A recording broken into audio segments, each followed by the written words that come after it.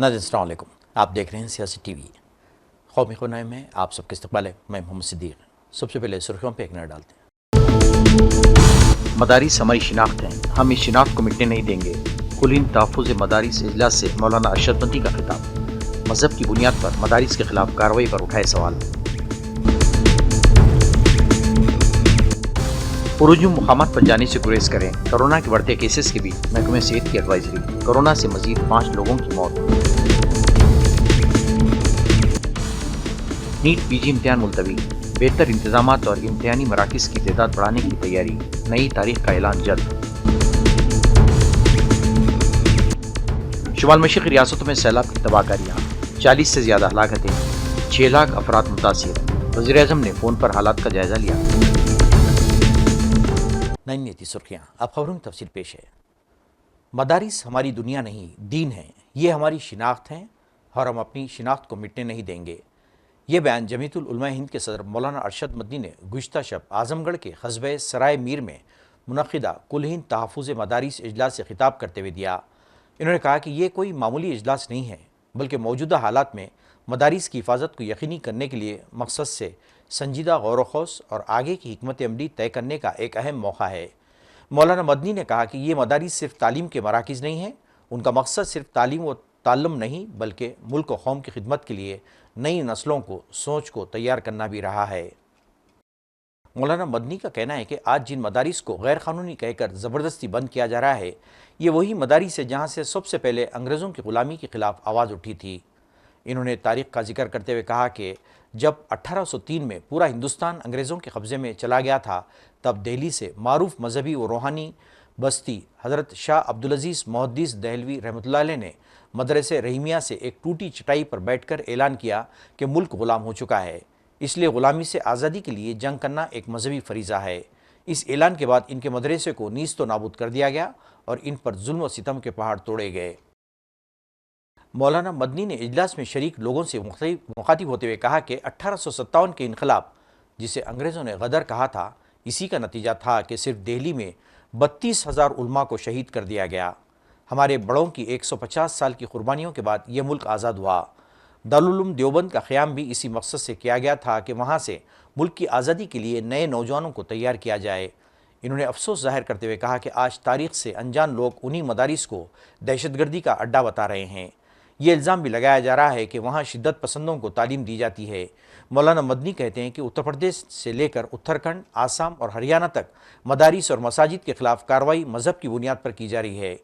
انہوں نے سوال کیا کہ ایک جمہوری اور سیکولر ملک میں یہ تفریق اور ناانصافی کیوں، جبکہ آئین نے سبھی شہریوں کو یکساں حقوق اور مواقع فراہم کیے ہیں۔ مولانا مدنی نے واضح کیا کہ یہ سب ایک خاص نظریے کے تحت کیا جا رہا ہے تاکہ اکثریتوں اور اقلیتوں کے درمیان نفرت کی دیوار کھڑی کی جا سکے اور اکثریت کو اقلیتوں کے خلاف کھڑا کیا جا سکے۔ یہ اقتدار حاصل کرنے کی سوچی سمجھی سازش ہے۔ انہی جگہوں کے اوپر بلایا ہے جو بہرائچ اور گورکھپور اور بستی سے قریب تھے، تو ہم نے یہاں کیا، تو اس کا مطلب یہی ہے کہ وہ سب لوگ جمع ہو جائیں۔ زیادہ لوگ جمع ہو گئے، جو ہم سمجھتے تھے اس سے بھی زیادہ لوگ جمع۔ ہم نے ان کے سامنے باتیں رکھی کہ انہیں کس طرح اپنا کردار پیش کرنا چاہیے۔ سرکار کہتی ہے کہ مدرسوں میں ایک ہاتھ میں قرآن اور ایک ہاتھ میں کمپیوٹر کی بات کر رہی ہے۔ نہیں، یہ غلط چیز ہے۔ یہ آپ اپنے اسکولوں کے اندر کیجئے، جو چاہے مدرسے دستور نے ہمیں حق دیا ہے کہ ہم اپنے مذہبی ادارے قائم کریں اور جو جی چاہے پڑھائیں۔ ہم مذہب کو پڑھانے کے لیے ادارے قائم کرتے ہیں، کسی اور کی مخالفت نہیں کرتے۔ اسکول میں پڑھائی کر کے آئیں، ہمارے یہاں داخل ہو جائیں، اسکول کے بعد ملازمت کریں اور اس کے بعد ریٹائرمنٹ کے بعد آ کر کے ہمارے یہاں داخلہ ہو جائیں۔ دین تو ایسی چیز ہے کہ جس کو مرتے دم تک آدمی کی ضرورت ہوتی ہے، جب جی چاہے پڑھے، لیکن ہم پڑھانے لگے اس کو۔ یہ ہم تو دین پڑھاتے ہیں ہمارے مدرسے، اسی لیے کہیں اور وہ دنیا پڑھتا ہے، ہمیں کوئی اس سے روکا نہیں۔ سنسکرت کی پڑھائی جاتی ہے، بہت اچھی بات ہے، بہت اچھی بات ہے۔ اگر کوئی پڑھاتا ہے پڑھا۔ تو مدرسوں کو لے کے یہ لڑائی کہاں تک چلے گی، کب تک چلے گی؟ ایسا نہیں، میں نہیں سمجھتا ہوں۔ میں سمجھتا ہوں کہ مدرسوں کا جو کردار رہا ہے ملک کی آزادی کے اندر، اس کو دیکھ کر کے لڑائی جلدی ختم ہو جائے گی۔ वक्फ को लेकर भी जो डिस्प्यूट कंट्रोवर्सी चल रही है देश में, तो वक्फ को लेकर किस तरीके का आप ये हम कुछ नहीं कहते हैं, जो सुप्रीम कोर्ट के अंदर फैसला आएगा तो उसके बाद ही कोई बात हो सकेगी, अभी क्या कहा जा सकता है। आगामी बकरीद का त्यौहार है, उस पर क्या कहेंगे? अमन व अमान के साथ होना चाहिए और इस तरह होना चाहिए कि मुल्क में किसी आदमी को उससे कोई परेशानी न हो। विश्व हिंदू परिषद ने भी जो कुर्बानी की बात को लेकर कहा है कि सड़कों पर ना हो। हाँ हाँ ठीक है, बहुत अच्छी बात है, बड़ी खुशी की चीज़ है, इसी तरह होना चाहिए। मौजूदा जो सरकार है उसमें क्या बदलाव आप देखते हैं? हम नहीं देखते हैं, ये सियासी चीज़ है, ये बात की बात, हम कोई सियासी आदमी नहीं। और ऑपरेशन सिंधु पे कुछ कहना चाहेंगे? नहीं, कुछ नहीं, मुल्क में अमन व अमान रहना चाहिए, चाहे हुकूमत हो चाहे सियासी पार्टियां हो। पूरे मुल्क में कोरोना इन्फेक्शन के फाल केसेस की तादाद बढ़कर 4026 तक पहुंच गई है। गुज़िश्ता 24 घंटों में इस इन्फेक्शन की वजह से मजीद 5 मरीजों की मौत वाक़ई हुई है, जिससे मरने वालों की तादाद 37 हो गई है। मरकज़ी वज़ारत सेहत और ख़ानदानी बहबूद की तरफ से आज सुबह 8 बजे तक जारी करदा आदद शुमार के मुताबिक मुल्क में कोरोना के एक्टिव केसेस की तादाद बढ़कर 4026 हो गई है। अब तक 2700 मरीजों को सेहतियाब होने के बाद अस्पताल से डिस्चार्ज कर दिया गया है और 21 जनवरी से अब तक 37 अफराद की मौत वाक़ई हुई है।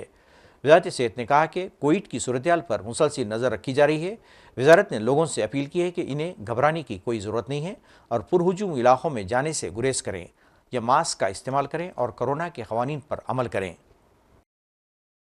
National board of examination in medical sciences की तरफ से नीट पीजी 2025 के पीजी नेट इम्तिहान को मुलतवी कर दिया गया है।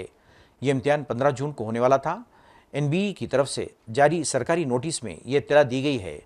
NBEMS के ज़रिए जारी की गई नोटिस के मुताबिक इम्तिहान अब एक ही नशिस्त में मुनक़िद होगी।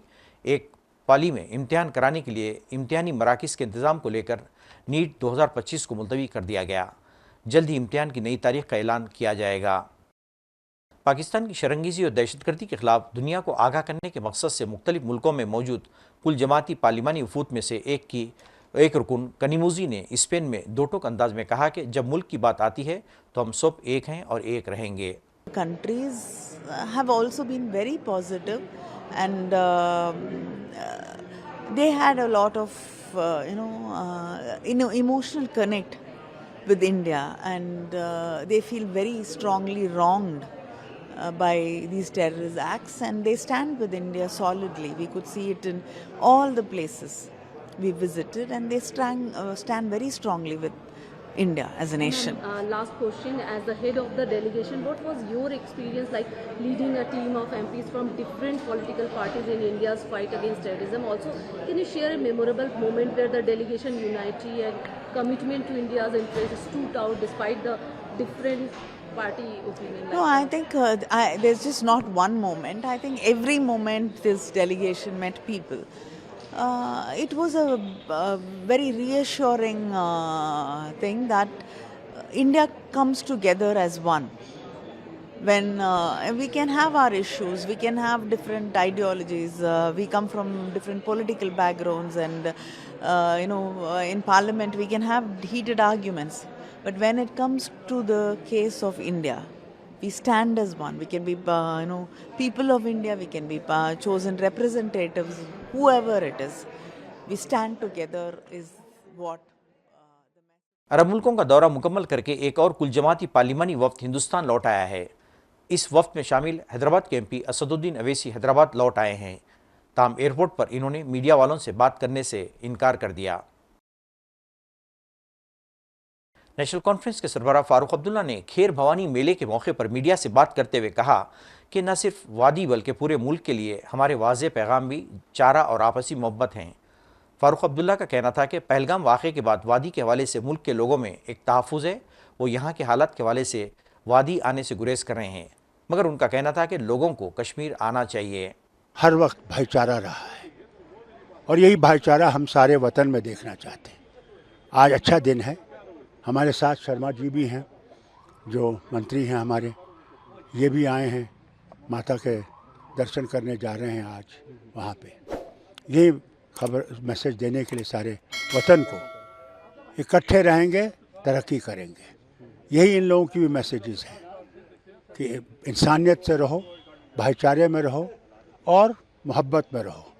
अगर ये होगा تو ہم لوگ بہت ترقی کریں گے, تیزی سے ترقی کریں گے. کشمیری پنڈت ہمارے ساتھ کندھے سے کندھے ملا کر رہتے تھے. بدقسمتی سے پہلگام انسیڈنٹ ہوا, اس سے کشمیری پنڈت کیا ٹورسٹ یہاں پر چلے گئے, تو کیا آپ یہاں کی بات کیوں کرتے ہیں؟ ماتا ویشنو دیوی کے یہاں بھی یہی حال ہے. وہاں بھی جو لوگ آتے ہیں درشن کرنے, ان میں بھی بہت کمی ہو گئی. ہمیں وہاں بھی جانا پڑے گا, وہاں سے پکارنا پڑے گا لوگوں کو وہاں کیا ریزن ہے؟ کہ آئیے. وہی وجہ ہے کیونکہ سارے وطن میں نارتھ میں یہ جو ٹریجڈی ہوئی ہے وار کی, اس سے گھبراہٹ ہے لوگوں میں, اور اس گھبراہٹ کو دور کرنے کی ضرورت ہے. پہلگام انسیڈنٹ کا کتنا امپیکٹ رہا؟ کیونکہ پہلگام کا انسیڈنٹ ہر جگہ رہا, اس سے وار بھی شروع ہو گیا, اس کا انسیڈنٹ تو ہے, سب وطن بیٹھ گیا. کل محبوبہ مفتی گورنر کے ساتھ 5 سال دیکھیے میں اس کے بارے میں کچھ نہیں کہوں گا. دیکھیے آپ یہ غلط سوال پوچھ رہے ہیں, میں کچھ نہیں کہوں گا. دیکھیے وہ تو ہماری پہلے سے بات ہے, وہ بات کرے یا نہیں کرے.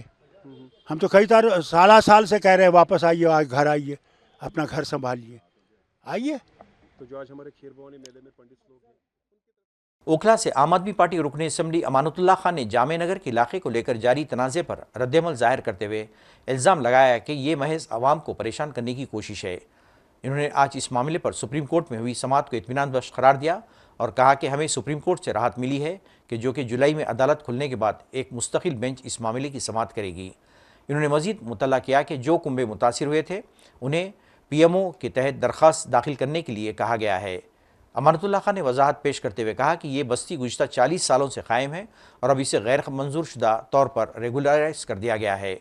کالونی کو پہلے سے ہی تحفظ حاصل ہے. ڈی ڈی اے نے غلط طریقے سے پک اینڈ چوز کا غلط استعمال کیا ہے اور غلط رپورٹ پیش کر دی ہے. شمال مشرقی ریاستوں میں شدید بارش اور لینڈ سلائیڈ کے واقعات سے تباہی مچی ہوئی ہے. 29 مئی سے اب تک 6 ریاستوں میں ایک سیلاب اور لینڈ سلائیڈ کی زد میں آ کر 40 لوگوں کی موت واقع ہو چکی ہے. وہیں اس قدرتی آفت میں 6 لاکھ سے زیادہ افراد متاثر ہوئے ہیں. سب سے زیادہ اثر آسام, میگھالیہ, منی پور, تریپورہ, سکم اور اروناچل پردیش پر پڑا ہے. اس دوران وزیراعظم نریندر مودی نے بھی متاثرہ ریاستوں کے وزرائے اعلیٰ سے فون پر بات کر کے حالات کا جائزہ لیا ہے اور ہر ممکن تعاون کی یقین دہانی کرائی ہے. یاد رہے کہ آسام میں 22 ضلعوں کے 5 لاکھ سے زیادہ افراد سیلاب سے متاثر ہیں. وہیں منی پور میں 19,811 لوگ سیلاب کی زد میں ہیں, جہاں 4,000 گھر تباہ ہو چکے ہیں اور 47 مقامات پر لینڈ سلائیڈ کے واقعات پیش آئے ہیں. فوج نے منی پور میں 1,000 سے زیادہ لوگوں کو بچایا ہے. سکم میں بھی حالات سنگین بنے ہوئے ہیں, جہاں لینڈ سلائیڈ سے 3 جوانوں کی موت واقع ہوئی ہے جبکہ 6 سیکورٹی اہلکار لاپتہ ہیں. تریپورہ میں 10,000 لوگ راحتی کیمپ میں پناہ لیے ہوئے ہیں. آسام اور میگھالیہ کے وزیر اعلیٰ نے بھی حالات کو دیکھتے ہوئے ایک اہم میٹنگ کی. اس گوہاٹی میں شہر علاقوں میں سیلاب کے مسئلے کے مستقل حل نکالنے پر اتفاق رائے ظاہر کیا گیا ہے. ناظرین, آخر میں سرخیوں پہ ایک اور مدارس ہماری شناخت ہیں, ہم اس شناخت کو مٹنے نہیں دیں گے. کلین تحفظ مدارس اجلاس سے مولانا ارشد مدنی کا خطاب. مذہب کی بنیاد پر مدارس کے خلاف کارروائی پر اٹھائے سوال. پرہجوم مقامات پر جانے سے گریز کریں. کورونا کے بڑھتے کیسز کے بیچ محکمہ صحت کی ایڈوائزری. کورونا سے مزید 5 لوگوں کی موت. نیٹ پی جی امتحان ملتوی. بہتر انتظامات اور امتحانی مراکز کی تعداد بڑھانے کی تیاری. نئی تاریخ کا اعلان جلد. شمال مشرقی ریاستوں میں سیلاب کی تباہ کاریاں. 40 سے زیادہ ہلاکتیں. 6 لاکھ افراد متاثر. وزیر اعظم نے فون پر حالات کا جائزہ لیا. ناظرین, اس کے ساتھ ہی قومی خبرنامہ ختم ہوتا ہے. مجھے اور ساری سیاست کی ٹیم کو اجازت دیں. اللہ حافظ.